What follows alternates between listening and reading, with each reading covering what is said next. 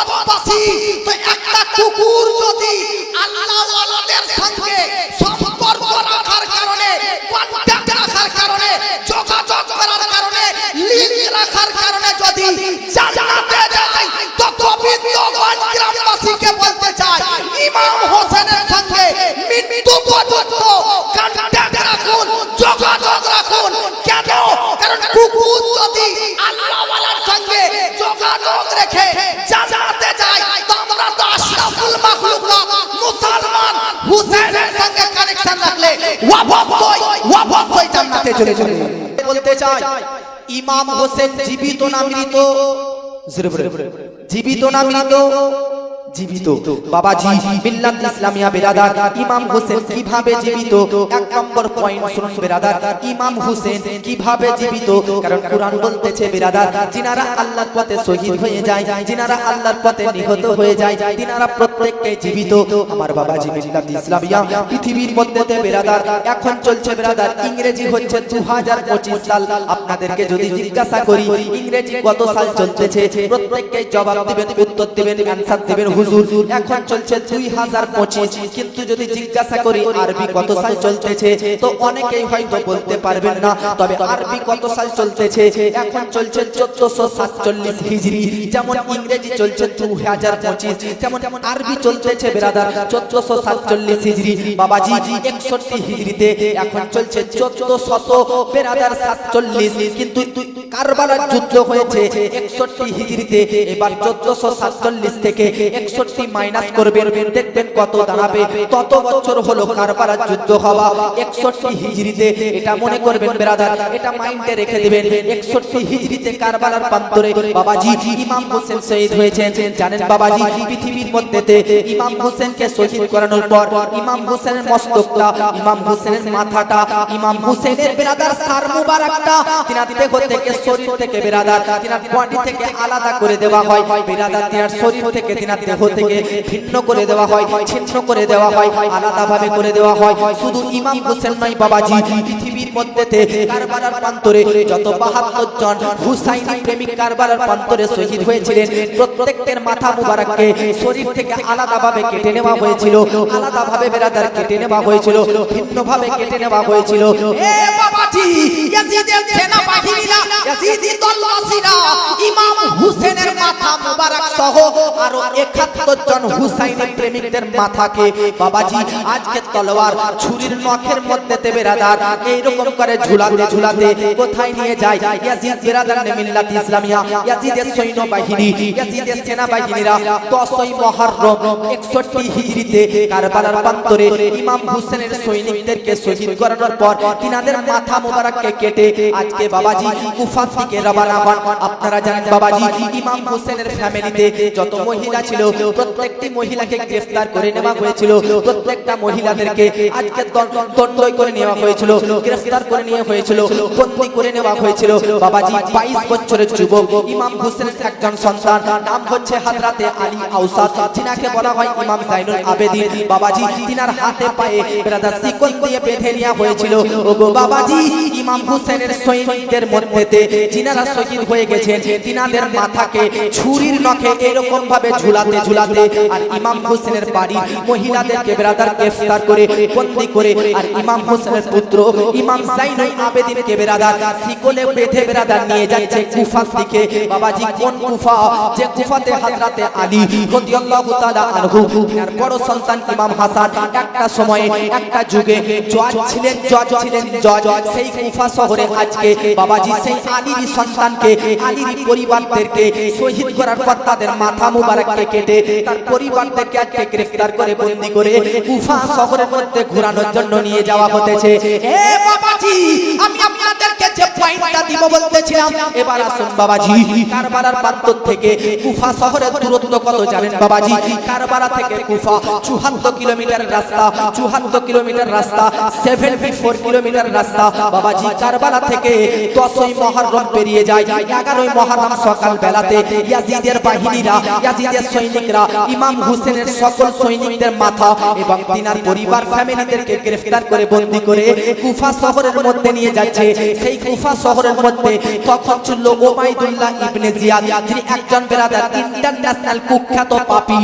এ বাবাজি, ওবাইদুল্লাহ ইবনে জিয়াদ তারই ষড়যন্ত্রে তারই চক্রান্তে ইমাম হুসেনকে শহীদ করা হয়েছে। সেই বেরাদার কুফা শহরের জজ, কুফা শহরের গভর্নর ছিল ওবাইদুল্লাহ ইবনে জিয়াদ। বাবাজি, এই ওবাইদুল্লাহ ইবনে জিয়াদ বলতে থাকে, আজকে কুফা শহরকে সাজিয়ে দাও, কুফা শহরকে সাজানো হোক, যেমন আজকে আপনারা জালসা করতেছেন তার জন্য প্যান্ডেল সাজিয়েছে। কিন্তু বাবাজি, ইমাম হুসেনের মাথা মুবারক, তিনার প্রত্যেকটি সৈনিকদের মাথা মুবারককে কুফার মধ্যেতে ঘুরানোর জন্য বেরাদার কুফা শহরকে সাজানো হচ্ছে। পরিবারদেরকে, বন্দী পরিবারদেরকে, গ্রেফতারমূলক পরিবারদেরকে বেরাদার কুফা শহরের মধ্যে ঘুরিয়ে নিয়ে বেড়ানোর জন্য, তামাশা করার জন্য ওবাইদুল্লাহ ইবনে জিয়াদ এই ব্যক্তি হচ্ছে ইয়াজিদের একজন বেরাদার চালহা, ইয়াজিদের একজন সেনা। বাবাজি, এর হুকুমে কারবালার প্রান্তর থেকে বেরাদার কুফা শহরে বন্দী বানিয়ে নিয়ে আসা হয় ইমাম হুসেনের সৈনিক, ইমাম হুসেনের ফ্যামিলিদেরকে। আর ইমাম হুসেনের সৈনিকদের মাথা মুবারককে তলোয়ারের উপর নিয়ে কুফার মধ্যেতে ঘোরানো হচ্ছে। এ বাবাজি, এমত অবস্থায় একজন বৃদ্ধ বয়স্ক সাহাবী, তিনার নাম কি? নাম হচ্ছে হযরতে যায়েদ। পিতার নাম কি? তিনার নাম হচ্ছে আরকাম। হযরতে যায়েদ বিন আরকাম রাদিয়াল্লাহু তাআলা আনহু বলতেছেন, আমি কুফার মধ্যেতে বাড়ির ছাদের মধ্যে ছিলাম। এই যে একটা বাড়ি, বাড়ির একটা ছাদ আছে কুফার মধ্যেতে। বৃদ্ধ একজন সাহাবী রাসূল, নবী প্রেমিক ব্যক্তি হযরতে যায়েদ বিন আরকাম রাদিয়াল্লাহু তাআলা আনহু, তিনি বলতেছে, কুফা শহরের মধ্যেতে ইমাম হুসেনের পরিবারদেরকে যখন শিকলে করে বেঁধে বন্দী বানিয়ে ঘুরানো হচ্ছিল, আর ইমাম হুসেনের মাথাকে যখন ছুরির উপরে তলোয়ারের উপরে নিয়ে ঘুরে বেড়ানো হচ্ছিল, আমি যায়েদ বিন আরকাম সাহাবী রাসূল বাড়ির ছাদ থেকে সবকিছু দেখতেছিলাম, সবকিছু দর্শন করতেছিলাম। জাইনাবকে আজকে বন্দী বানানো হয়েছে, সাকিনাকে বন্দী বানানো হয়েছে, আজকে মুআজ্জাজ সাহেরবানুকে বন্দী বানানো হয়েছে, হযরত ইমাম যাইনুল আবেদিন 22 বছরের যুবককে শিকলে বাঁধা হয়েছে। আমার সবার দিকে দৃষ্টি যায়, শেষ প্রান্তে ইমাম হুসেন সিফতে রাসূলের দিকে দৃষ্টিপাত হয়ে যায়। হযরতে যায়েদ বিন আরকাম বলতেছে, ছাদ থেকে দেখতেছি ইমাম হুসেনের মাথা মোবারকটাকে দেখতেছি, ইমাম হুসেনের লব দুটো যেন হিলতেছে, লব দুটো যেন হিলতেছে। বাবাজি, একটা কথা বলেন তো, কারো শরীর থেকে মাথাটা যদি দুই ভাগ করে দেওয়া হয়, কারো শরীর থেকে মাথাটা যদি কেটে আলাদা করে দেওয়া হয়, মাথা থেকে মাথাটা যদি, মস্তকটা যদি, ছাড়টা যদি আলাদা করে দেওয়া হয়, বলুন ব্রাদার, লব দুটো কি হিলবে? জিভা কি হিলবে? কথা কি বলতে পারবে? কিন্তু বাবাজি, এটা সাধারণ কোনো ব্যক্তি নয়, ইনি হচ্ছে ইমাম হুসেন, জিনার দেহ মুবারক কারবালাতে আর মাথা মুবারক কুফা শহরের মধ্যে ঘোরানো হচ্ছে। সাহাবী বলতেছে, ইমাম হুসেনের লব দুটো যেন হিলতেছে, নড়াচড়া করতেছে। আমি সাহাবী রাসূল বাড়ির ছাদের মধ্যে থাকতে পারলাম না, বাড়ি থেকে নিচে নামলাম, দৌড়তে ইমাম হুসেনের মাথা যে তলোয়ারটার উপরে রাখা হয়েছে সেই দিকে দৌড় দিলাম। গিয়ে দেখলাম ইমাম হুসেনের লবটা বাস্তবে নড়াচড়া করতেছে। আমি সাহাবী ইমাম হুসেনের মুখ মুবারকে, ইমাম হুসেনের মুখে লবের কাছে, ঠোঁটের কাছে যখন আমি নিজের কান লাগালাম, দেখতেছি, শুনতেছি, শ্রবণ করতেছি, কাটা মস্তক থেকে, কাটা মাথা থেকে যেন ইমাম হুসেন কুরআন পাঠ করতেছে। কাটা মাথা, কাটা মস্তক, কাটা তার কুফা শহরের মধ্যে ঘুরাচ্ছে পাপী তাপী ওবাইদুল্লাহ ইবনে জিয়াদ। তো ইমাম হুসেনের লব দুটো, ঠোঁট দুটো যেন হিলাচড়া করতেছে, নড়াচড়া করতেছে। সাহাবী হযরত যায়েদ বিন আরকাম বলতেছে যে আমি দেখতেছি নড়াচড়া করতেছে লব দুটি, কান লাগালাম, তা দেখতেছি কুরআন পাঠ করতেছে। কোন আয়াতটা পাঠ করতেছে, কোন সূরা থেকে? তো হযরত ইমাম হোসেন, সূরার নাম সূরা আল কাহফ, আয়াত হচ্ছে আম হাসিবতা আন্না আসহাবাল কাহফি ওয়ার রাকিব। হযরত ইমাম হোসেনের লব দুটো যেন সূরা কাহফের এই আয়াতটি পাঠ করতেছে। জগৎবাসী যারা বলতে থাকে যে ইমাম হোসেন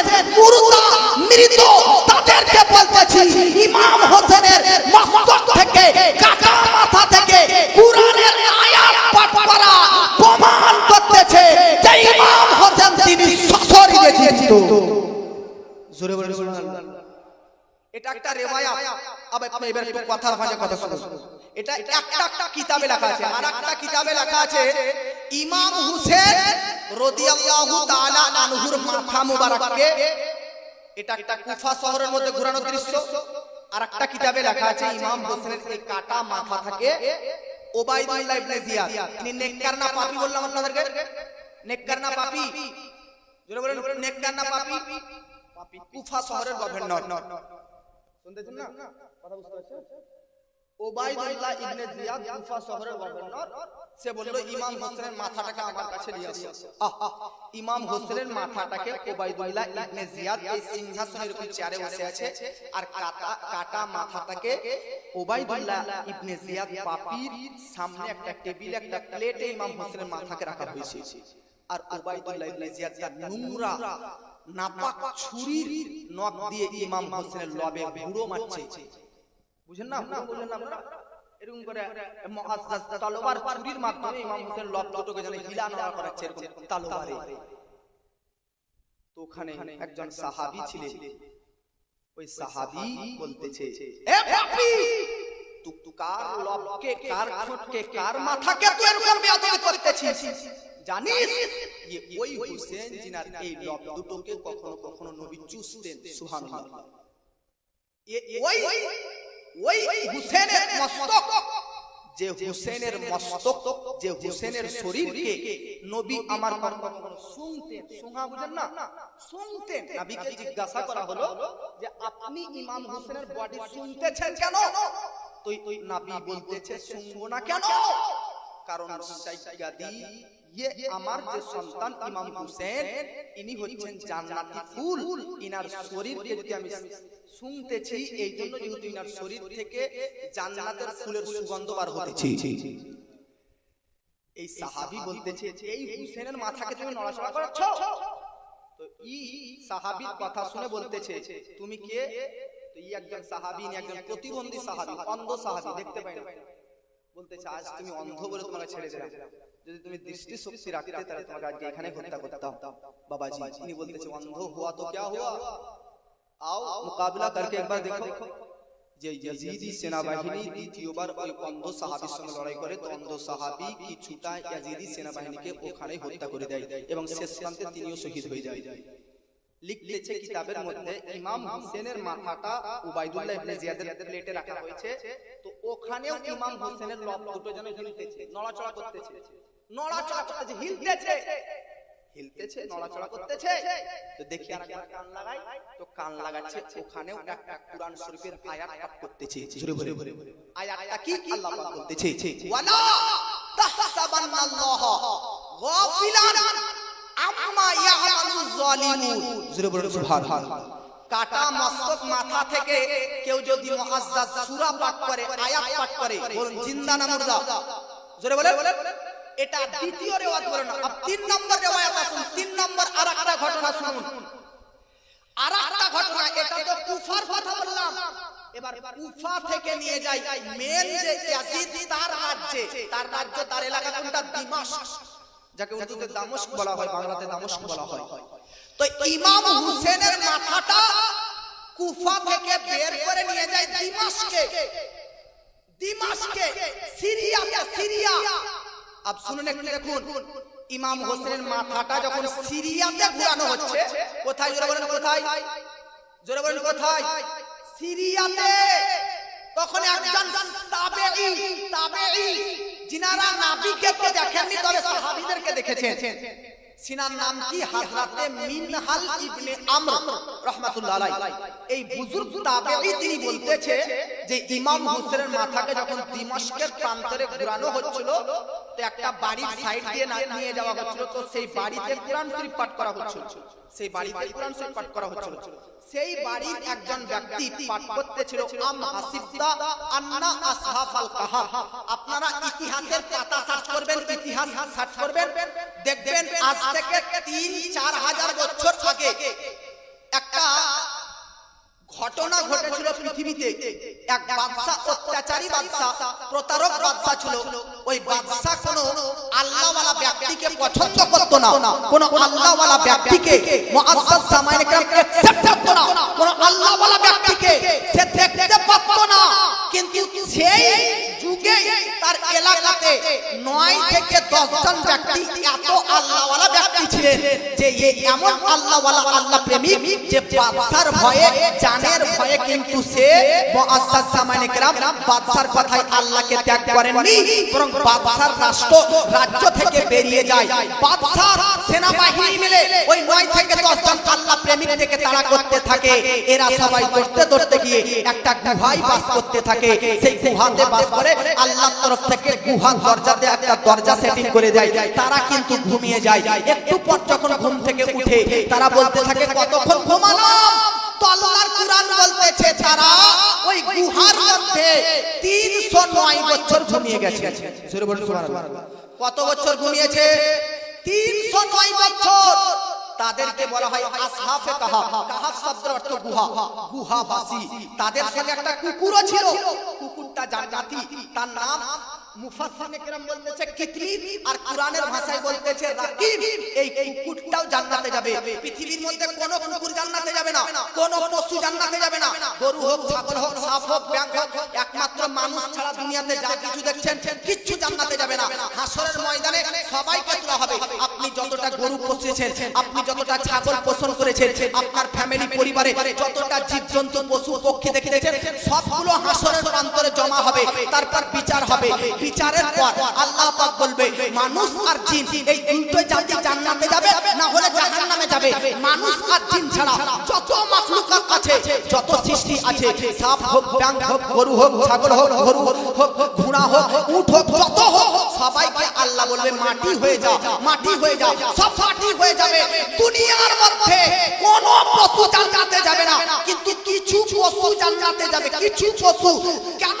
তাদের কানেকশন, তাদের যোগাযোগ, তাদের কন্টাক্ট নবীগণদের সঙ্গে থাকার কারণে, ওলিগণদের থাকার কারণে আজকে একটা কুকুর যে ওই আসহাফে কাহাফ গুহাবাসীদের সঙ্গে বিরাজ করেছিল, তার জন্য সেই কুকুরটি জান্নাতে যাবে। জোরে বলুন সুবহানাল্লাহ। বারবার স্টেজে উঠা বলা করছে। তো বাবাজি, মিল্লাত ইসলামিয়া, আমি বলতেছিলাম আসহাফে কাহাফের ঘটনা। তো কোরআনের এই আসহাফে কাহাফের ঘটনাটাকে নিয়ে দিমাশকের প্রান্তরে একজন ব্যক্তি কোরআনের আয়াত পাঠ করতেছে, আর ইমাম হোসেনের মাথাটা যাচ্ছে। ইমাম হোসেন কোরআনের এই আসহাফে কাহাফটা নিজের কান দিয়ে শুনে নেয়, কাটা মস্তক থেকে নিয়ে উত্তর দেয়, এ কোরআন পাঠক, আসহাফে কাহাফ নিয়ে ঘটনা পড়তেছো? আজাবু মিন আসহাফিল কাহফি হামলি ওয়া কাতলি। জোরে বলুন সুবহানাল্লাহ। শুনো, আসহাফে কাহাফের চাইতেও আমার ঘটনা হচ্ছে বেশি যন্ত্রণাদায়ক, বেশি আশ্চর্যজনক। আরে আসহাফে কাহাফ একটা গুহাতে একটা বাদশার অত্যাচার সহ্য না করতে পেরে 309 বছর ঘুমিয়েছে। এটা যতটা আশ্চর্যজনীয় নয়, ততটা আমি হুসেনের আজকের কেসটা ঘটনাটা আশ্চর্যজনীয়। কেন? কারণ আসহাফে কাহাফরা আজকে বাদশার অত্যাচারে চলে এসেছিল, কিন্তু আমি হুসেনকে মদিনা থেকে মক্কা, মক্কা থেকে কুফা, কুফা থেকে কারবালা পর্যন্ত ধোঁকা দিয়ে ডেকে এনে আমাকে শহীদ করা হয়েছে। আসহাফে কাহাফ তো নিজে থেকে গিয়েছিল, আর আমাকে আজকে ইয়াজিদি বাহিনী আজকে ধোঁকা দিয়ে ডেকে এনেছিল। আমি যুদ্ধ করার জন্য আসিনি, আমি লড়াই করার জন্য আসিনি। মানুষ যুদ্ধ করতে গেলে কি কেউ তার ফ্যামিলিকে, স্ত্রীদেরকে নিয়ে যায়, বাচ্চা ছেলেদেরকে নিয়ে যায়? যায় না। মানুষ যদি যুদ্ধ করতে যায় আজকে বড় বড় মুআজ্জাজ, শক্তিশালী বড় বড় পাহেলওয়ানদেরকে নিয়ে যায়। কিন্তু হুসেনের হিস্ট্রি সোর্স করুন। ইমাম হুসেন মদিনা থেকে যখন কারবালার জন্য বেরিয়ে যায়, তখন তিনার স্ত্রী ছিল, তিনার ভাই ছিল, তিনার ছোট মেয়ে ছিল, ছোট বাচ্চা ছিল, এদেরকে নিয়ে এসেছে। তো ইমাম হোসেন বলতেছে, এই কোরআনের পাঠক আসহাফে কাহাফের চাইতে আমি হুসেনের গোত্রটা সব চাইতে আশ্চর্য নয়। কেন? কারণ আমার উপর 3 দিন পানি বন্ধ করা হয়েছিল। আমি হুসেন আমার ফ্যামিলির পরিবারের মহিলাদেরকে আজকে শিকল দিয়ে বাঁধানো হয়েছে, আজকে বন্দী বানানো হয়েছে, থানা নেওয়া হয়েছে। আমি আপনাদেরকে বলতে চাই, বলুন বেরাদার, একটা মানুষ যখন আমি জীবিত বলে কথা বলতে পারছি, কিন্তু আমার মাথাটা যদি ওখানে কেটে পড়ে থাকতো কথা তো বলতে পারতাম না। কেন? মরে থাকতাম, মুর্দা থাকতাম। এই জন্য আমার জন্য যে ভাবনাটা আপনারা রাখতেছেন, ইমাম হোসেনের জন্য রাখেন না বাবাজি। কারণ ইমাম হোসেনের মাথাটা দিমাশকের প্রান্তরে, আর শরীর দেহটা আজকে বডিটা কারবালার প্রান্তরে। তবুও ইমাম হোসেনের কাটা মাথা থেকে জীবিত মানুষের মতন আজকে কোরআনের পাঠ করা আয়াত ওর সঙ্গে কথাবার্তা বলতেছি। জোরে বলে। কোরআন যে বলেছে যে আল্লাহর পথে যারা শহীদ হয়ে যাবে তারা জীবিত, এটা প্রমাণ হলো কি হলো না? প্রমাণ হলো? জোরে বলেন হলো কি হলো না? তিনটা ঘটনা বললাম আপনাদেরকে, তিনটা রিওয়ায়াত বর্ণনা করলাম। আপ নেক্সট পয়েন্ট আসুন, নাম্বার 2, আল্লাহর পথে যিনারা শহীদ হয়ে যাবে তিনারা জীবিত। ভাই জীবন কার নাম? মা বোন আপনারা শুনুন। আর মরণ কার নাম? জীবিত কাকে বলে আর মৃত কাকে বলে? তো আপনাদেরকে যদি জিজ্ঞাসা করি হুজুর বা ভাইজান, জীবন কার নাম বলেন তো? তো আপনার ভাই নিঃশ্বাসের নাম জীবন, অক্সিজেন নেওয়ার নাম জীবন, মানে নিঃশ্বাস চলতেছে, অক্সিজেন চলতেছে, কার্বন ডাই অক্সাইড বার হচ্ছে, এর মানে হচ্ছে জীবন, জীবিত নাকি? কিন্তু যদি অক্সিজেন বন্ধ হয়ে যায়, নিঃশ্বাস বন্ধ হয়ে যায়, কার্বন ডাই অক্সাইড বার করা বন্ধ হয়ে যায়, চোখ বন্ধ হয়ে যায়, কর্ণ শক্তি বন্ধ হয়ে যায়, আজকে মুআজ্জাজ সামাইনে কেরাম শরীরের প্রত্যেকটি অঙ্গ প্রত্যঙ্গ হচ্ছে নড়াচড়া করা বন্ধ হয়ে যায়। তো এবার আপনারা কি বলবেন বলেন তো? মৃত বলবেন কি বলবেন না? মৃত বলবেন কি বলবেন না? ভাই আপনারা ধ্যান দিচ্ছেন তো? জীবন জীবিত কাকে বলা হয়?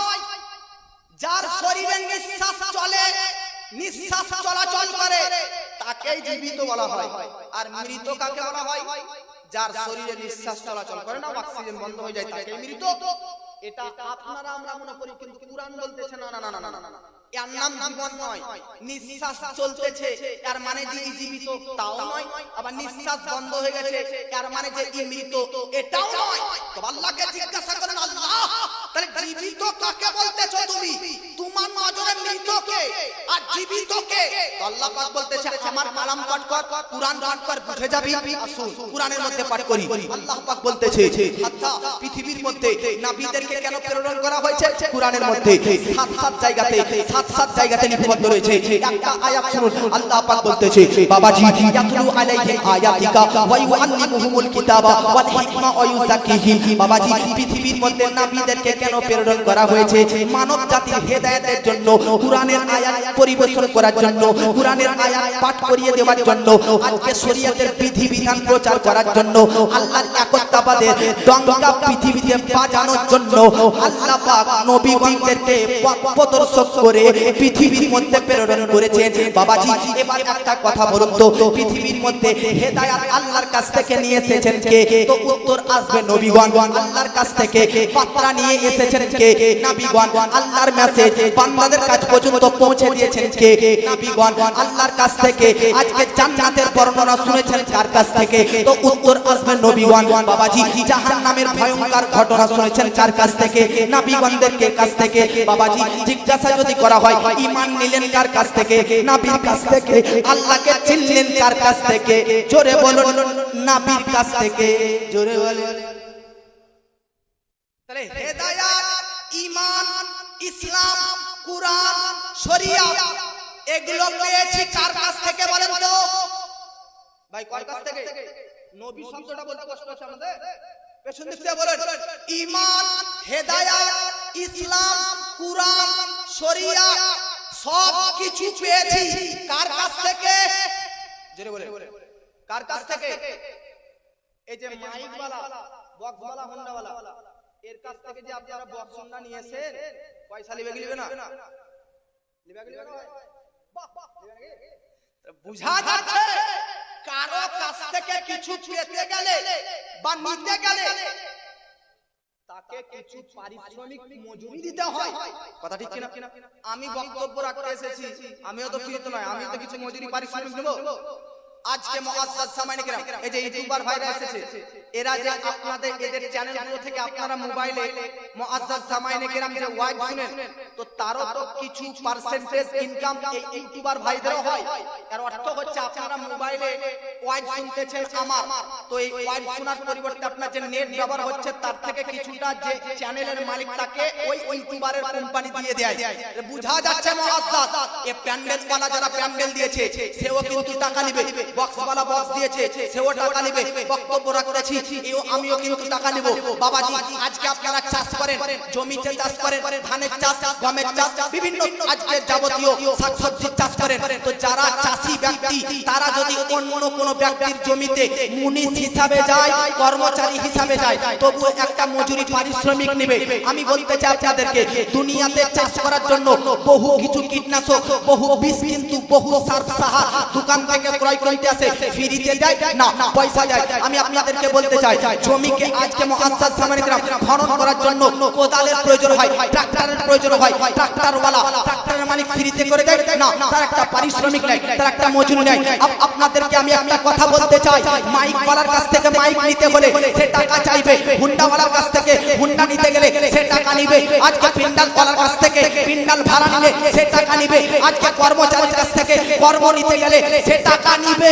ইয়া রাসূলুল্লাহ, ইয়া হাবিবাল্লাহ, আপনার কাছ থেকে আমরা মুসলমান ঈমান পেলাম, হেদায়েত নিলাম, ইসলাম নিলাম, কুরআন পেলাম, শরীয়ত পেলাম, আল্লাহকে চিনলাম, জান্নাতের ব্যাপারে শুনলাম, জাহান্নামের ব্যাপারে শুনলাম, লৌহ কালাম আরশ কুরসি সব কিছুর ব্যাপারে জানলাম, শুনলাম, মানলাম। ইয়া রাসূলুল্লাহ বলেন, আপনি আমাদেরকে কুরআন দিলেন, ইসলাম দিলেন, ঈমান দিলেন, হেদায়েত দিলেন, সব কিছুই দিলেন, কি চান? পয়সা চান, টাকা চান, জমি চান, জায়গা চান, ব্যাংক চান, ব্যালেন্স চান, পয়সা চান, কি চান?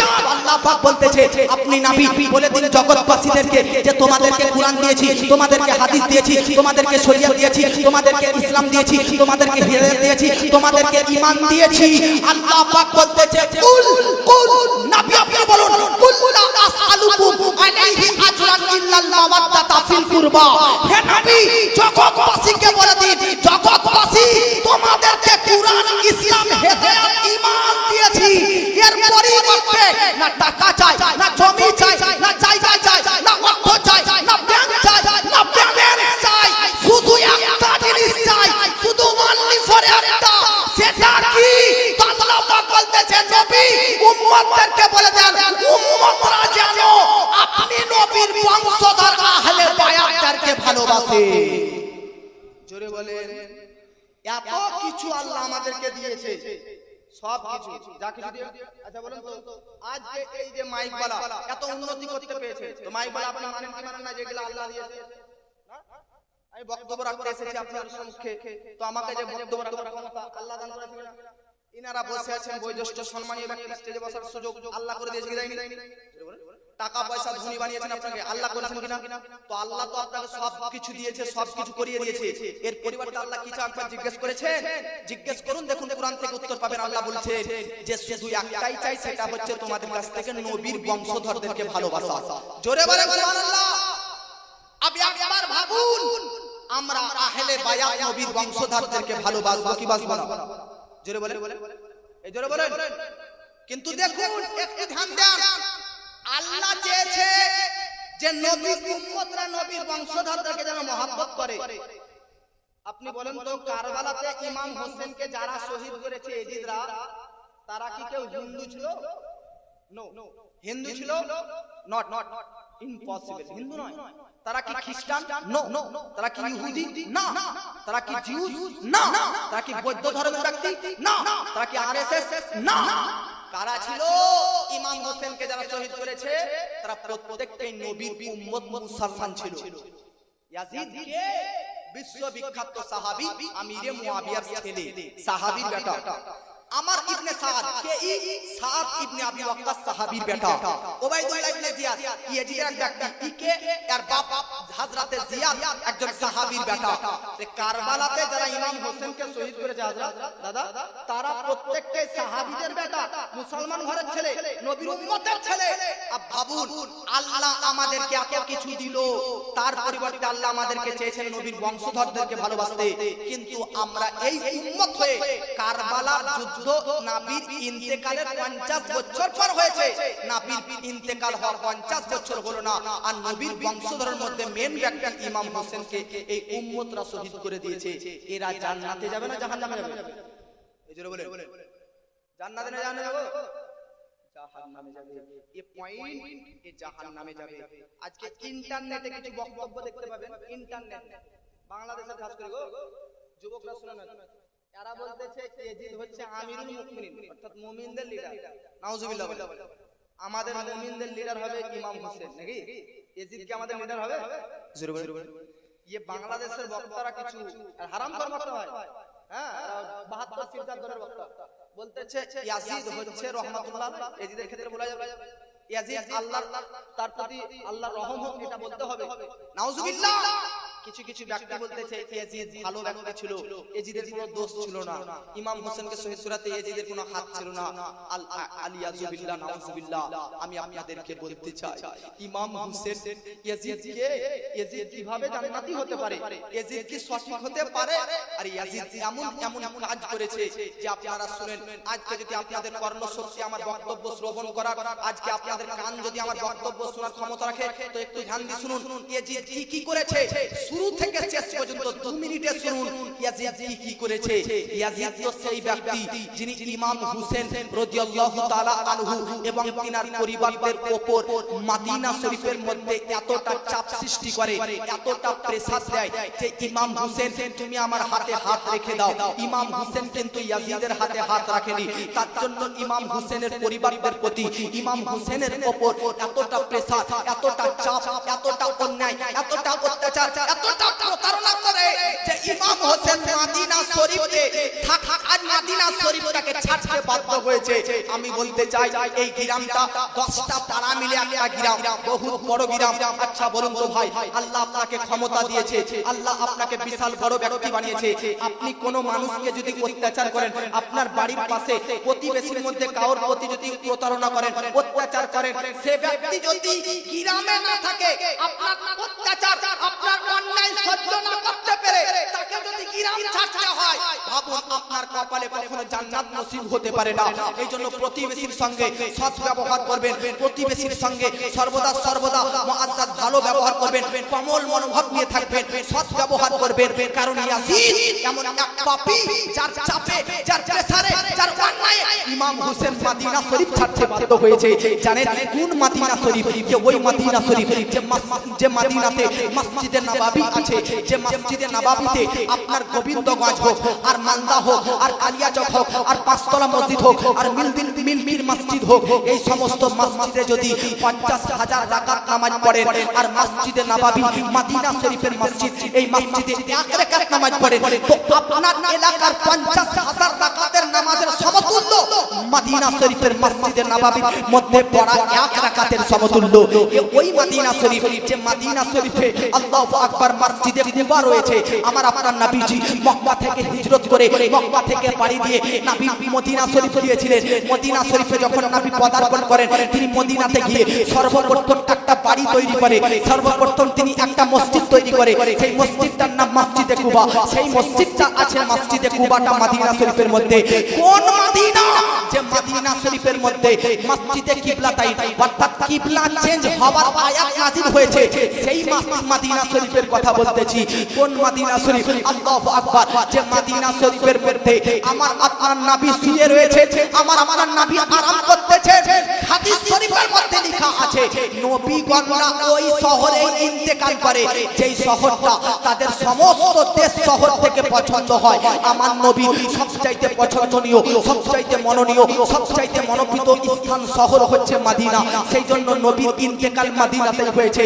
কসম খোদা বলতেছি, যেই জমিটুকুতে, যেই ভূমিটুকুতে, যেই জায়গাতে নবীর মাজার আছে, নবীর মাজার আছে হযরত আয়েশা সিদ্দিকার বাড়িতে, নবীগণের বৈশিষ্ট্য, আমি যদি মালদাতে অ্যাক্সিডেন্ট হয়ে ইন্তেকাল করি, তো ওখান থেকে আমার পরিবার বীরভূমে নিয়ে গিয়ে আমাদের গ্রামে মাটি দিবে।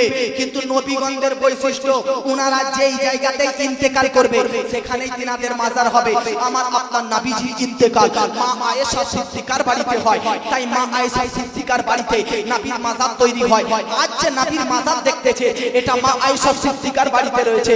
শুনুন, নবীর বর্তমান শরীর দেহ আজকে যেই জায়গায় স্থায়িত রয়েছে, নবী যেই জায়গাতে আরাম করতেছে, অর্থাৎ যেই মাটিটুকুতে নবীর মাজার আছে, ওই মাটিটুকু কাবা শরীফ তো দূর কথা, আরশ তো দূর কথা, জান্নাতের চাইতেও বেশি দামি হচ্ছে মদিনা শরীফের ওই জমিটা, যেই জমিটাতে নবীর রওজা শরীফ রয়েছে, নবীর মাজার রয়েছে। আজকে সেই শহর মদিনা শরীফ থেকে আজকে ইয়াজিদের অত্যাচারে ইমাম হোসেনকে ছাড়তে বাধ্য হতে হয়েছে। আল্লাহু আকবার। আজকে সেই ইয়াজিদকে কিছু ব্যক্তি জান্নাতি বলতেছো, সেই ইয়াজিদকে তোমরা হক পথের প্রতীক, তোমরা সত্যবাদী বলতেছো, তোমাদের স্থান কোথায় হবে? আরে শুনো, ইমাম হোসেনের প্রতি এতটা চাপ দেয় যে ইমাম হোসেন মদিনা ছেড়ে যেতে বাধ্য হয়। কোন মদিনা শরীফ? যে মদিনা শরীফের মধ্যে আজকে কোন রোগী ব্যক্তি গেলে তার রোগ মুক্ত হয়ে যায়, কোন অসুস্থ ব্যক্তি গেলে তার সুস্থতা পেয়ে যায়, কোন ঋণী ব্যক্তি গেলে তার ঋণ মুক্ত পেয়ে যায়, আজকে কোন ব্যক্তি আশায় গেলে তার আশা পূর্ণ হয়ে যায়, কোন ব্যক্তি কিছু চাইলে তার চাওয়া পাওয়া পূর্ণ করে দেওয়া হয়। কোন মদিনা শরীফ? যে মদিনা শরীফের মধ্যে আজকে হযরতে উমর ইবনুল খাত্তাব সাহাবী রাসূল আল্লাহর কাছে দোয়া করতেন, আল্লাহ আমার যদি মৃত্যু হয় বা আমার যদি কিছু হয় তাহলে মদিনা শরীফের মধ্যে হয়। হযরতে উমর ইবনুল খাত্তাব নবীর দ্বিতীয় খলিফা, নবীর দ্বিতীয় খলিফা, নাম উমরে ফারুক। কোন উমরে ফারুক? উমরে ফারুক যদি কোন রাস্তা দিয়ে হেঁটে যেতেন তো সেই রাস্তা দিয়ে শয়তান পর্যন্ত দ্বিতীয়বার হাঁটতেন না। এতটা আজকে জালালি মেজাজের সাহাবী হযরতে উমরে ফারুক। উমরে ফারুক তিনি প্রত্যেকদিন দোয়া করতেন, আল্লাহ আমি দুটো জিনিস তোমার কাছে চাই, একটা হচ্ছে আমার ইন্তেকালটা যেন শহীদ হয়, আমি যেন শহীদ হতে পারি, অর্থাৎ লড়াই করতে করতে যুদ্ধ করতে করতে শহীদ হয়। আমার ইন্তেকাল যেন আজকে আমার ইন্তেকাল অ্যাক্সিডেন্টের মাধ্যমে যেন না হয়, রোগের মধ্যে যেন না হয়, ইন্তেকাল যেন শহীদের মধ্যে হয়। এটা একটা। দ্বিতীয় নম্বর হযরতে উমরে ফারুক যেটা দোয়া চেয়েছিলেন সেটা হচ্ছে, আল্লাহ আমার শহীদ হবে এটাও চাই, আর শহীদ যেন মদিনা শরীফের মধ্যেই হয়। জোরে বলেন সুবহানাল্লাহ। এই ওই মদিনা শরীফ, যে মদিনা শরীফের মধ্যে আজকে আপনারা জানেন চারটি প্রসিদ্ধ মাযহাব রয়েছে, হানাফি, শাফিঈ, মালিকি, হাম্বলি। এই চারটি মাযহাবের মধ্যে একটা মাযহাবের নাম হচ্ছে হাম্বলি। এই হাম্বলি মাযহাবের প্রতিষ্ঠাতা ইমাম আহমদ বিন হাম্বল, 12 লক্ষ হাদিসের হাফিজ ইমাম আহমদ বিন হাম্বল, তিনি কখনো মদিনা শরীফ থেকে বের হননি। আপনি জানেন ইমাম আযম আবু হানিফা, আমাদের ইমাম, ইমাম আযম আবু হানিফা তিনি 55 বার হজ করেছেন, কিন্তু ইমাম আহমদ বিন হাম্বল তিনি একবার হজ করেছেন। জিজ্ঞাসা করা হলো, এই ইমাম আহমদ বিন হাম্বল তোমার বাড়ি মক্কার কাছে, মদিনার কাছে, কিন্তু তুমি একবার হজ করলে কেন? তো ইমাম আহমদ বিন হাম্বল বলতেছে, শুনে নাও জগৎবাসী, হজ করা কিন্তু একবারই ফরজ, নামাজ প্রত্যেকদিন 5 ওয়াক্ত ফরজ, রোজা প্রতি বছর ফরজ, কিন্তু হজ আপনার লাইফে, আপনার জীবনে একবারই ফরজ। তাই আমি ইমাম আহমদ বিন হাম্বল জীবনের এই ফরজটা আদায় করে নিয়েছি একবার হজ করে, কিন্তু আমি আর দ্বিতীয়বার হজে যাইনি কেন? কারণ হজ আদায় করতে গেলে, হজ পূর্ণ করতে গেলে হজের সমস্ত কিছু সিস্টেম সব মক্কায় আদায় হয়। মক্কাতেই রয়েছে আরাফাত, মক্কাতেই আছে কাবা, মক্কাতেই রয়েছে আজকে মুআজ্জাজ মুজদালিফা। এই জন্য ইমাম আহমদ বলতেছে হজ সম্পূর্ণ হতে গেলে মক্কায় যেতে হবে। আমি ইমাম আহমদ বিন হাম্বলের সর্বদা ইচ্ছা আমি মদিনা থেকে বের হব না। হতে পারে আমি মদিনা থেকে বের হয়ে মক্কা চলে গেলাম আর আমার মক্কাতে ইন্তেকাল হয়ে গেল, কিন্তু আমি ইমাম আহমদ বিন হাম্বল চাই যেন আমার ইন্তেকাল মক্কায় না হয়, মদিনা শরীফের মধ্যে হয়। জোরে বলেন সুবহানাল্লাহ। মদিনা শরীফের মধ্যে হয়। আল্লাহু আকবার। কেমন নবী প্রেমিক ব্যক্তি দেখুন, তিনি হজ করতেও মক্কা যাননি, কেন? তাতে মদিনা থেকে বের হলে যেন তিনার ইন্তেকাল হয়ে যায়, তাই তিনি মদিনাতে সর্বদা ছেড়েছেন। কেন? কারণ তার জীবনের সর্বদা ইচ্ছা আমার ইন্তেকাল যেন মদিনাতেই হয়। দেখুন কত মদিনার প্রতি মহব্বত ছিলেন, সেই মদিনা শরীফকে ইমাম হোসেনকে ইয়াজিদের জন্য ছাড়তে হয়েছে। শুনেন জগৎবাসী, ইমাম আহমদ বিন হাম্বল এমন একজন নবী প্রেমিক ছিলেন যিনি কখনো জুতো পরে মদিনাতে ঘুরেননি, জুতো পরে ঘুমাননি। আজকের হাজী সাহেবরা মদিনাতে যদি যায় জুতো পরে ঘুরে জুতো পরে বেড়ায়, কোনো সমস্যা নাই, জায়েজ আছে। তবে প্রেমের কথা আলাদা, প্রেমের কথা আলাদা, ইশকের কথা আলাদা, মহব্বতের কথা আলাদা। ইমাম আহমদ বিন হাম্বলকে জিজ্ঞাসা করা হলো, তুমি মদিনা শরীফের মধ্যে কখনো জুতো পরিধান করনি কেন? তো ইমাম আহমদ বিন হাম্বল বলতেছে, জুতো পরিধান করে কিভাবে মদিনাতে চলতে পারি? ওই মদিনা যে মদিনাতে নবী হেঁটেছেন, ওই মদিনা যে মদিনাতে নবী আরাম করেছেন, ওই মদিনা যে মদিনাতে নবী কখনো সাইতো শুয়েছেন, ওই মদিনা যে মদিনাতে নবী বিশ্রাম করেছেন। হতে পারে আমি আমি জুতো পরে মদিনার ওই জায়গাটাতে পা রেখে দিলাম যেই জায়গাতে আমার নবী শুয়েছিলেন, যে জায়গাতে নবী আমার আরাম করেছেন। এই জন্য আমি ইমাম আহমদ বিন হাম্বল কখনো আমি মদিনা শরীফে জুতো পরে চলাফেরা করিনি। আল্লাহু আকবার। শুনেন, আপনি নবী প্রেমিক কি নবী প্রেমিক? ইমাম আহমদ বিন হাম্বল কতটা নবী প্রেমিক ছিলেন যে নবী তো নবী, নবীর শহর মদিনা শরীফে জুতো পরিধান করে যাননি তো যাননি। কখনো তিনি মদিনা শরীফের মধ্যে পায়খানা করেননি, প্রসাব করেননি। কেন? হতে পারে কোন জায়গাতে পায়খানা প্রসাব করলাম আর সেখানে নবী হেঁটে গিয়েছেন, বেয়াদবি হবে, তার জন্য মদিনাতে কখনো পায়খানা প্রসাব করেনি। মদিনা থেকে একটু বেরিয়ে গিয়ে দিনার প্রসাব পায়খানার বেদনা উঠলে বাইরে গিয়ে করে আসতে।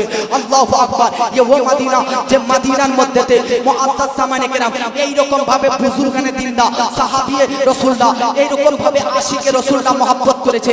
ये वो মদিনা শরীফ যে মদিনা শরীফ সম্পর্কে আল্লাহ পাক কসম করেছে, লা উকসিবু বিহাযাল বালাদ ওয়া আতা হিল্লু বিহাযাল বালাদ।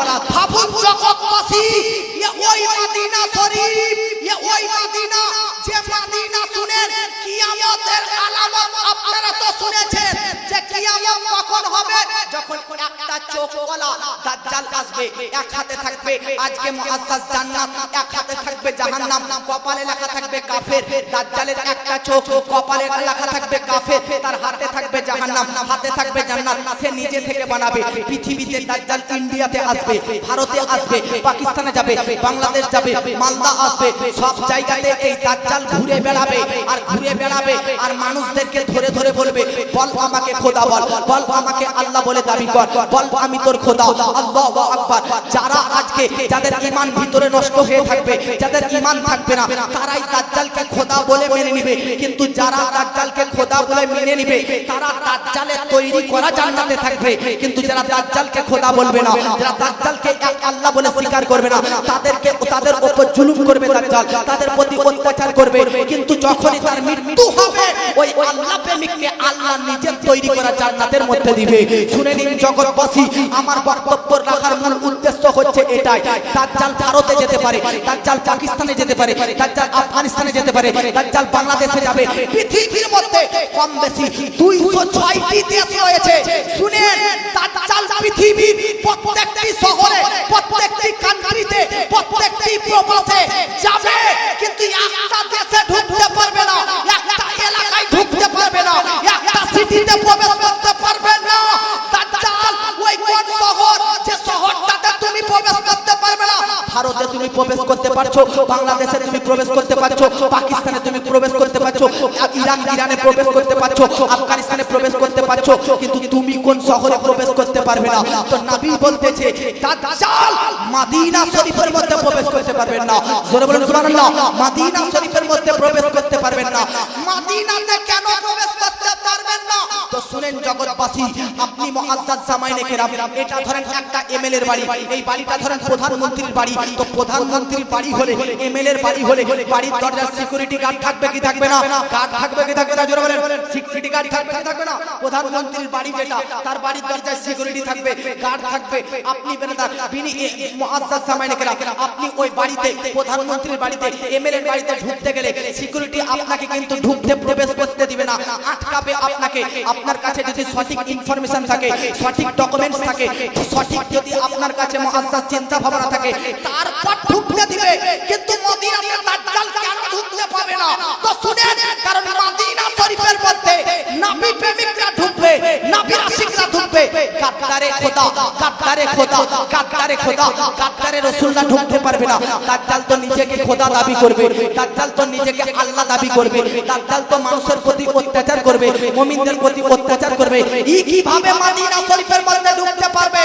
তো এমএলএ এর বাড়িতে কেউ ঢুকতে চাইলে সিকিউরিটি গার্ড থাকে। আর মদিনা শরীফের যতটা দরজা প্রবেশ দুয়ার আছে, আল্লাহ পাক মদিনা শরীফ যখন থেকে তৈরি হয়েছে, তখন থেকে মদিনা প্রত্যেকটি প্রবেশ দুয়ারে দুটো করে ফারিস্তা সিকিউরিটি গার্ড লাগিয়ে দিয়েছে। এই জন্য দাজ্জাল আজকে মদিনা শরীফের প্রবেশ করতে পারবে না। কেন?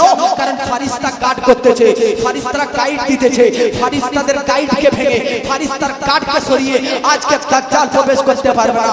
এ হচ্ছে মদিনা, এ হচ্ছে মদিনা। যে মদিনার মাটিকে তো আমরা সুরমা বলে ব্যবহার করতে পারি, যে মদিনার মাটি পেলে আমরা চুমু খাই, যে মদিনার মাটি পেলে আজকে আমরা মুখে মাখি, সেই মদিনা শরীফকে ছাড়তে বাধ্য হয়েছে ইমাম হুসেন। আজকে ইয়াজিদের অত্যাচারে, ইয়াজিদের প্রেসারে, ইয়াজিদের চাপে আজকে তুমি ইয়াজিদকে জান্নাতি বলো, ইয়াজিদকে সঠিক পথের পথিক বলো। আমি আপনাদেরকে বলতে চাই ইয়াজিদ কিভাবে জান্নাতি হতে পারে? যে ইয়াজিদের প্রেসারে ইমাম হোসেন মদিনা ছেড়েছে। একবার ভাবুন এই মদিনা শরীফ ছাড়তে আমার ইমাম হোসেনকে কতটা কষ্ট হয়েছে, কতটা যন্ত্রণা পেয়েছে। আমার হোসেন মদিনা শরীফ যেই দিন ছেড়ে চলে যাবে, নবীর রওজার কাছে গিয়েছে, ইয়া রাসূলুল্লাহ, ইয়া হাবিবাল্লাহ, নবী গো না যান, আজকে আপনার উম্মতের অত্যাচারে মদিনাতে থাকা হলো না, আমি চলে যাচ্ছি, আমার জন্য দোয়া করেন, আমার জন্য দোয়া করেন। আপনাকে শেষ সালাম জানাচ্ছি। আমার হোসেন নবীর রওজা থেকে পার হয়ে যান, আবার আসেন, পার হয়ে যান, আবার আসেন, পার হয়ে যান, আবার আসেন। ভাই ওটা তো আর মিথ্যা প্রেম ছিল না, ওটা হাকিকাত প্রেম ছিল, হাকিকাত প্রেম ছিল, হাকিকাত প্রেম ছিল। আর হাকিকাत किसको कहते हैं कि आशिक को देखे बगैर, मासूम को देखे बगैर आप जा नहीं सकते, जाने की जी नहीं करेगा। এই জন্য মুসলমান ইমাম হোসেন নবীর রওজা থেকে একবার বার হচ্ছে, আবার ঢুকতেছে, একবার বার হচ্ছে, আবার প্রবেশ করতেছে। সে হোসেন মদিনা শরীফ ছেড়েছে ইয়াজিদের কারণে, সে ইয়াজিদ জান্নাতি হতে পারে? আমি আপনাদেরকে বলতে চাই যে কোন হোসেন, কোন ইয়াজিদ, যে ইয়াজিদ আজকে ইমাম হোসেন, কোন ইমাম হোসেন? তিনি তো আহলে বায়াত, তিনাদের ব্যাপারে তো কোরআনের আয়াত এসেছে, ইন্নামা ইউরিদুল্লাহ লিইউযহিবা আনকুমুর রিজসা আহলাল বাইতি ওয়া ইউতাহিরকুম তাতহীরা। আরে যাদের ব্যাপারে কোরআনের আয়াত রয়েছে তাদেরকে যারা শহীদ করবে, তাদেরকে যারা আজকে মুআজ্জাজ হত্যা করবে, তারা কি জান্নাতি হতে পারে? কি তোমার আজকে অবস্থা হয়ে গেল? আজকে কেমন তুমি মুসলমান যে নিজেকে আজকে ইয়াজিদের সঙ্গ, ইয়াজিদকে জান্নাতি বলো? আজ শুনো, কোন আহলে বায়াতের, কোন আহলে বায়াত, কোন কাকে ইয়াজিদ শহীদ করেছে? যাদের ব্যাপারে কোরআনের আয়াত কুল্লা আসআলুকুম আলাইহি আজরান ইল্লাল মাওয়াদ্দাতা ফিল কুরবা। আরে যাদের ব্যাপারে কোরআনের আয়াত পরস্পর নাযিল হয়েছে তাদেরকে শহীদ করতেছেন এই ইয়াজিদ। এই ইয়াজিদ কখনো জান্নাতি হতে পারে? এজন্য বলেন জান্নাতি ইয়াজিদ হতে পারে, জান্নাতি হবে। আপনারা জানেন, আপনারা জানেন ইয়াজিদ এমন একজন বেয়াদব ব্যক্তি। ইয়াজিদ যখন ইমাম হোসেনকে শহীদ করে দেয় 61 নম্বর হিজরিতে, ইমাম হোসেনকে শহীদ করানোর পর জানেন ইয়াজিদের আর মুআজ্জাজ সামাইনে کرام তাকে আটকানোর কেউ নেই, আর কেউ তাকে আটকানোর নেই। ইমাম আজকে ইয়াজিদ সে মনে করেছিল যে আমি যদি রাজ সিংহাসনে রাজ করতে চাই, রাজা যদি হতে চাই, তাহলে হোসেনকে শেষ করা উচিত। কেন? কারণ ইমাম হোসেন যতদিন বেঁচে থাকবে ততদিন আমি শরীয়তের বিপরীত কাজ করতে পারবো না। ইমাম হোসেনের মুবারক যুগে আজকে আমার প্রকাশ্য শরীয়তের বিরোধিতা করা চলবে না। ইমাম হোসেন যদি বেঁচে থাকে, ইয়াজিদ মনে করেছিল যে আমার খেলার সুযোগ হবে না, আজকে আমার আজকে খেলার সুযোগ হবে না। ইয়াজিদ মনে করেছিল ইমাম হোসেন যদি বেঁচে থাকে তাহলে আজকে আমার কখনো রাজত্ব চলবে না। কেন? কারণ ইমাম হোসেনের দিনদারের চাবুক ইয়াজিদের মাথায় ঘুরতেছিল, ইমাম হোসেনের তাকওয়ার দড়ি ইয়াজিদের মাথায় ঘুরতেছিল, ইমাম হোসেনের ইবাদতের আজকে সুতো, ইমাম হোসেনের ইবাদতের সুতো ইয়াজিদের হাতে বাঁধা ছিল। তার জন্য ইয়াজিদ চেয়েছিল এই সুতোকে খুলতে হবে, এই চাবুককে নষ্ট করতে হবে, এই দড়িকে ভেঙে দিতে হবে, এই দেওয়ালকে ভেঙে দিতে হবে। তাই ইয়াজিদ ইমাম হোসেনকে শহীদ করলো। ইয়াজিদ ইমাম হোসেনকে শহীদ করানোর পর জানেন বাবাজি, আপনি শুনলে অবাক হবেন, মা আর বেটা, ভাই আর বোন, এদের সঙ্গে বিবাহ জায়েজ করে দিয়েছিল। শরীয়তের হুকুম কি, কোরআনের হুকুম কি? ভাই বোন বিবাহ করা হারাম, মা বেটা বিবাহ করা হারাম, বাপ বেটি বিবাহ করা হারাম। কিন্তু ইয়াজিদ ইমাম হোসেনকে শহীদ করার পর যখন ব্রাদার ইরাকের বাদশা হয়, তখন তার রাজ্যের সবাইকে বলে ভাই বোনে বিবাহ জায়েজ, আজকে মাই বেটাতে বিবাহ জায়েজ। দেখুন ব্রাদার, কোরআনের আয়াতকে কত মিসগাইড করতেছে, কত এদিক ওদিক করে দিচ্ছে। এই ইয়াজিদকে তুমি জান্নাতি বলো, এই ইয়াজিদকে তুমি আজকে পথের প্রতীক বলো। শুনো মুআজ্জাজ সামাইনে কেরাম, শুধু তাই নয়, এত দূরে শেষ নয়, ইয়াজিদকে কারবালার যুদ্ধ 61 হিজরিতে, 63 হিজরির কথা বলতেছি শুনেন, কারবালার যুদ্ধ 2 বছর পর কি কারবালার যুদ্ধ দেখলেন? 72 জন হুসাইনি প্রেমিকদের শহীদ। এবার যদি আপনাদের বুকে পাটা আছে তো এই কথাটা শুনে নিন, ইয়াজিদ কেমন ব্যক্তি। ইমাম হোসেন কারবালার যুদ্ধে 2 বছর পর ইয়াজিদ বলে, যাও মক্কাতে যাও, মদিনাতে যাও, আর মক্কাবাসী মদিনাবাসীকে বলো তারা যেন আমার হাতে হাত রেখে দেয়। আল্লাহু আকবার। ইয়াজিদের কথায় আজকে তার সৈন্যবাহিনী মক্কা মদিনাতে আসে। কেউ ইয়াজিদের কথা শুনে না, কেউ ইয়াজিদের কথা স্বীকার করে না। কেন বা করবে? যে মক্কা মদিনাতে আজকে ইমাম হোসেনকে শহীদ করেছে, সেই ইমাম হোসেনের প্রেমিক মক্কা মদিনার লোক ইয়াজিদের হাতে হাত রাখতে পারে না? কখনোই না, কখনোই না, কখনোই না। ইয়াজিদ বললেন ঠিক আছে, ঠিক আছে। ইয়াজিদ তার একজন ব্যক্তি, নাম হচ্ছে মুসলিম বিন উকবা, একে 12,000, কোন কিতাবে লেখা আছে 20,000 সেনা পাঠালো। দেখুন কারবালার যুদ্ধে 2 বছর পর ইয়াজিদ আবার 22,000, কোন কিতাবে 12,000 লেখা আছে, আবার 12,000 বা 20,000 সেনাবাহিনী পাঠালো মদিনার উপর, মদিনার দিকে, মক্কার দিকে। ইয়াজিদ বলতেছে কারবালার যুদ্ধ হওয়া 2 বছর হয়ে গেল, মানুষ সবাই আমার উপর ভয় করা হারিয়ে গেছে, ভয় করা ভুলে গেছে। যাও আবার মক্কার প্রতি অ্যাটাক করো, মদিনার প্রতি অ্যাটাক করো। আল্লাহু আকবার। ইয়াজিদের কতটা অত্যাচার দেখুন, ইয়াজিদ কতটা স্টিম রুলার চালিয়েছে মদিনার উপর, মক্কার উপর। কারবালার যুদ্ধের পর ইয়াজিদের সেনাবাহিনী মদিনাতে আসে। হাদিসের ভাষায় একে বলা হয় আইয়ামুল হুররা। মিশকাত শরীফ তুলুন, বুখারী শরীফ তুলুন, বিখ্যাত কিতাবের মধ্যে লিপিবদ্ধ রয়েছে। ইয়াজিদের সেনাবাহিনীরা মদিনাতে 3 দিনের জন্য নিজের প্রতি সবকিছু হালাল করে দিয়েছে। শুনে নিন মা বোনরা, ইয়াজিদ কতটা পাপী। কারবালার যুদ্ধের 2 বছর পর ইয়াজিদ আবার 12,000 বা 20,000 বাহিনীকে পাঠিয়েছে মদিনার উপর, যে যাও আমার সেনা মদিনার কাছে যাও, আর 3 দিন তোমাদের জন্য হালাল করে দিলাম, যা ইচ্ছা তাই করো। কেউ যদি আমার হাতে হাত রাখতে চায় তাকে ছেড়ে দিবে, কেউ না রাখলে তাকে খালাস করে দিবে, ফিনিশ করে দিবে, শেষ করে দিবে, দুনিয়া থেকে আজকে মুআজ্জাজ সামানে কেরাম উঠিয়ে দিবে। আল্লাহু আকবার। ইয়াজিদ বাদশা তার কথা তো মানতেই হবে। তার বাহিনী 12,000 সেনাবাহিনীরা, বা কোন কিতাবের ভাষায় 20,000 সেনাবাহিনীরা মদিনা শরীফের মধ্যে আসে। আসার পর কত ঘটনা ঘটেছে, টাইম লম্বা হবে, শর্টকাটে শুনুন। ইয়াজিদের বাহিনীরা কারবালার যুদ্ধের, বারবার বলতেছি শুনেন, কারবালার যুদ্ধের 2 বছর পর আবার দ্বিতীয় কারবালা মদিনাতে তৈরি করে। ইয়াজিদের 12,000 সৈন্যবাহিনী মদিনার প্রতি 3 দিন অত্যাচার করে। এই 3 দিন ইয়াজিদি বাহিনীর অত্যাচারে মদিনার কতটা ক্ষতি হয়েছে জানেন, কতটা লোকসান হয়েছে জানেন, কতটা? তো বলতেছে মদিনার জনসাধারণ, সাধারণ পাবলিকরা 10,000 মানুষ আজকে শহীদ হয়ে গেছে। এটা তো আম পাবলিকের কথা বললাম মদিনা শরীফের, কিন্তু শুনেন 1700 সাহাবায়ে কেরাম শহীদ। 1700 সাহাবায়ে কেরামকে ইয়াজিদি বাহিনীরা কারবালার যুদ্ধের 2 বছর পর, কারবালার যুদ্ধের 2 বছর পর মদিনায় এসে অ্যাটাক করে। তাদের অ্যাটাকের ফলে 10,000 পাবলিক, 1700 সাহাবী, 700 হাফিজে কুরআন আর 97টা কুরাইশ গোত্রের বড় বড় লিডারদেরকে হত্যা করে। আর শুনেন না বাবা, এই 12,000 ইয়াজিদের বাহিনীরা মিলে মদিনার পাক পবিত্র নারী মেয়েদের প্রতি আজকে মুআজ্জাজ অন্যায়ভাবে জিনা করতে থাকে, ব্যভিচার করতে, ধর্ষণ করে নেয়, ধর্ষণ করতে থাকে। ইমাম বুখারীর উস্তাদ ইমাম যোহরী বলতে থাকে ইয়াজিদি বাহিনী মদিনার পাক পবিত্র নারীদেরকে ধ্বংস করার পরিবর্তে বিনা বাপ ছাড়া এইরকম মেয়েদের পেট থেকে 800টা সন্তান জন্ম নিয়েছিল। 800টা সন্তান ইয়াজিদের হুকুমে হচ্ছে কারবালার যুদ্ধ 2 বছর পর। আপনারা জানেন যে মসজিদে নববীর ব্যাপারে আপনাকে বললাম যে ওখানে 1 রাকাত মানে আপনার গোবিন্দগঞ্জ বা আপনার কালিয়াচকের 5তলা মসজিদের 50,000 রাকাতের সমতুল্য নাকি। সেই মসজিদে নববীতে ইয়াজিদি বাহিনী আজকে সমস্ত গুনাহ, সমস্ত উট বেঁধে রেখেছে।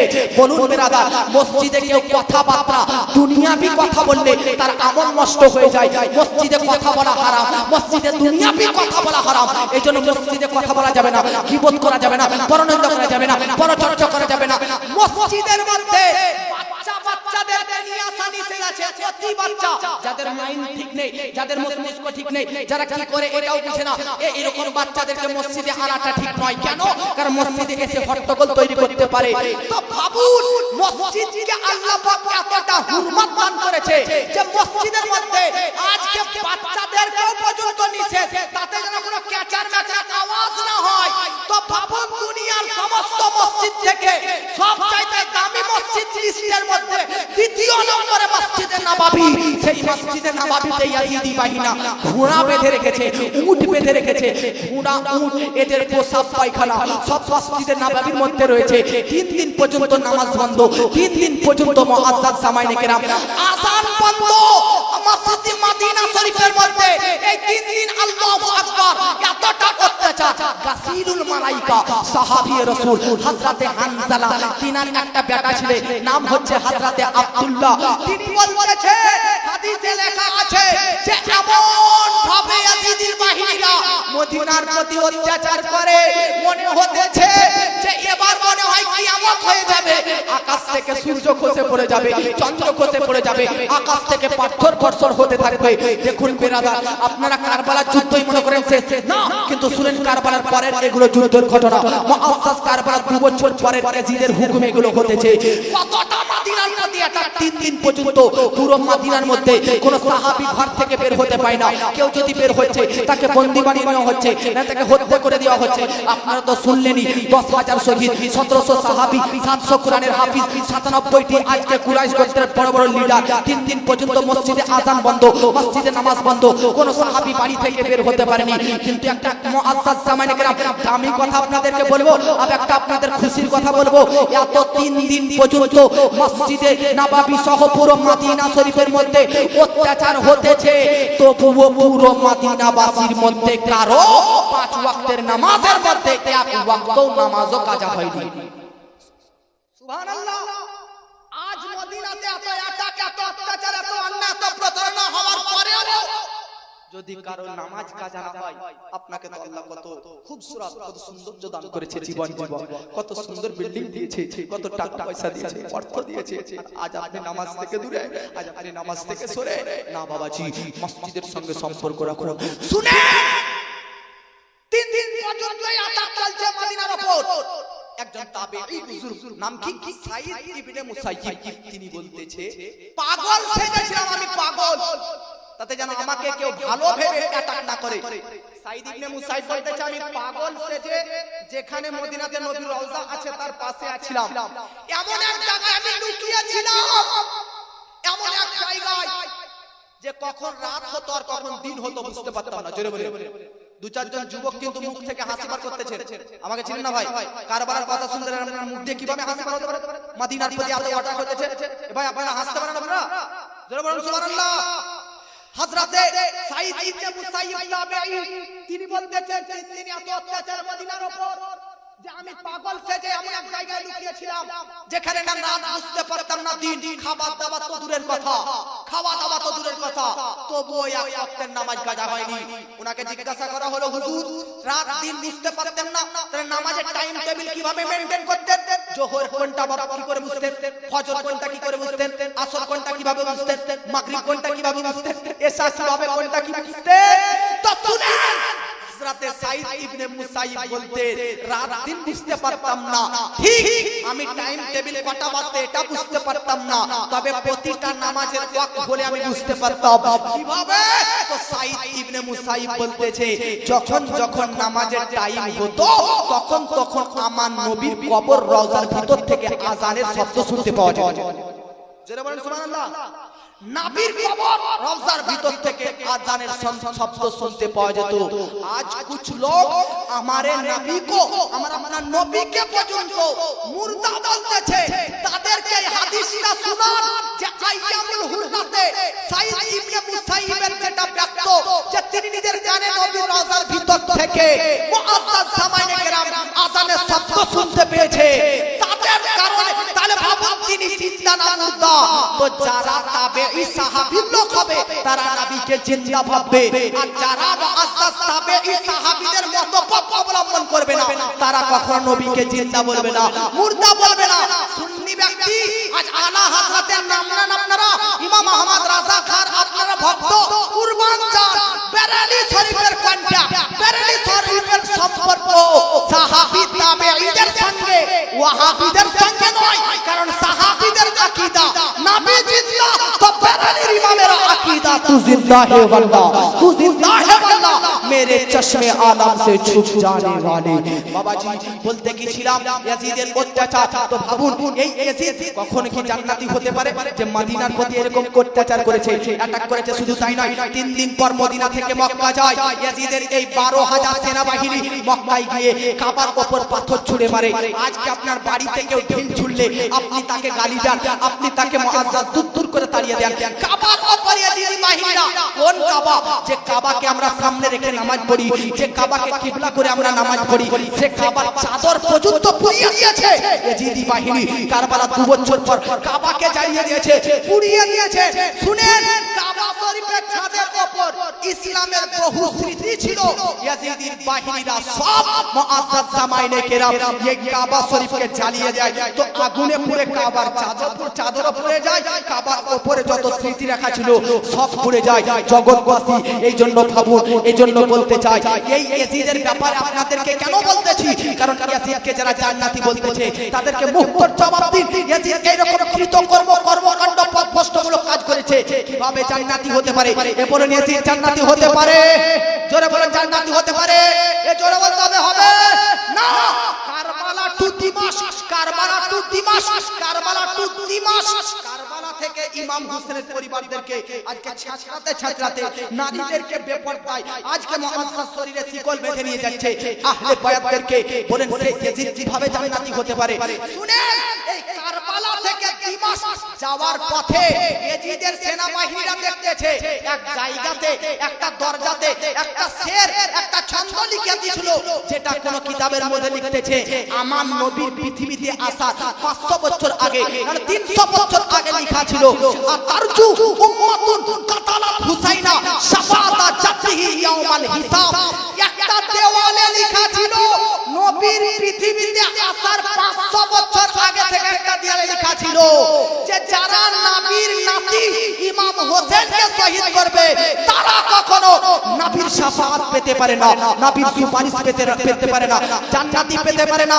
এইজন্য এবার শুনেন বাবাজি, এইজন্য যারা ইয়াজিদ আজকে ইয়াজিদকে জান্নাতি বলতেছে, ইয়াজিদকে সঠিক পথের প্রতীক বলতেছে, তাদেরকে বলুন আপনি পৃথিবীর মধ্যে বুখারী তুলুন, মুসলিম তুলুন, আজকে আবু দাউদ তুলুন, নাসাই তুলুন, ইবনে মাজাহ তুলুন, পৃথিবীর মধ্যে যত বড় বড় কিতাব আছে কোন কিতাবের মধ্যে ইয়াজিদ জান্নাতি, ইয়াজিদ হক পথের প্রতীক, ইয়াজিদ সত্যবাদী, ইয়াজিদ নেককার আপনি পাবেন না। কিন্তু পাবেন হ্যাঁ ইয়াজিদ জেনাখোর, ইয়াজিদ ব্যভিচারকারী, ইয়াজিদ মদখোর, ইয়াজিদ আজকে মুআজ্জাজ সামনে কারণ গান বাজনায় লিপ্ত, ইয়াজিদ নিশাই আসক্ত ব্যক্তি। তো মুসলমান এই জন্য আজকে আপনাদেরকে এই গোবিন্দগঞ্জ আজ স্টেজে ইয়াজিদের ব্যাপারে আমার এই বক্তব্য শেষ। ইয়াজিদের ব্যাপারে শুনুন জগৎবাসী, পৃথিবীর মধ্যে আজকে ইয়াজিদ কেউ আছে জান্নাতি মানে, আর কেউ হুসেনকে জান্নাতি মানে। পার্থক্য এতটুকু, যারা ইয়াজিদি হবে তারা ইয়াজিদকে জান্নাতি বলবে, কিন্তু যারা হুসাইনি হবে তারা হুসাইনকে জান্নাতি বলবে। গোবিন্দগঞ্জের প্রত্যেকটি জনগণ, প্রত্যেকটি শ্রোতা হুসাইনি, এদের বাপ হুসাইনি, এদের খানদান হুসাইনি, এই জন্য হুসাইনকে জান্নাতি বলা হয়। জোরে বলে আমি ভাবতে পারিনি যারা আপনারা এত অল্প এত 2-4 জনই মুআজ্জাজ সুবহানাল্লাহ বলবেন, এতক্ষণ ধরে চিৎকার করে আসছেন, কখন থেকে বলতে আসেন না লাগাতার আপনাদেরকে কতটা হাদিস শোনালাম, কতটা রিওয়ায়াত বর্ণনা করলাম, আর আপনারা এত অল্প সুরে সুবহানাল্লাহ এমন ভাবে সুবহানাল্লাহ বলেন যেন এই স্টেজ পর্যন্ত গর্জে উঠে সুবহানাল্লাহ বলেন। अब एक नात पढ़ देता हूं, कितने लोग सुनना चाहते हैं? हाथ